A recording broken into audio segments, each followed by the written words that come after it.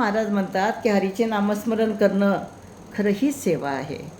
आणि म्हणून काय म्हणतात ते, सेवा त्या आवडी उच्चारावे नाम, सेवा त्या आवडी उच्चारावे नाम, भेदाभेद काम निवारुनी, न लगे हालावे चालावे बाहेरी, अवघीची घरी बैसलिया, देवाचेच नामे देवाची यशिरी, सर्व अलंकारी समर्पावी, तुका म्हणे होय भावीची संतोषी, वसे नामपाशी आपुलिया, सर्व भेदाभेद चालून हरीचे नाव प्रेमाने घ्यावे, हीच खरी हरीची सेवा आहे.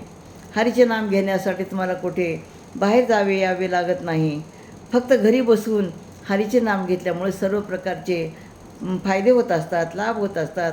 देवाचे नाम हे गंध, पुष्प, अलंकार आणि पूजेची साधने समजून देवाला अर्पण करावी. तुकाराम महाराज म्हणतात की हा देव केवळ भक्तिभावाने संतुष्ट होतो.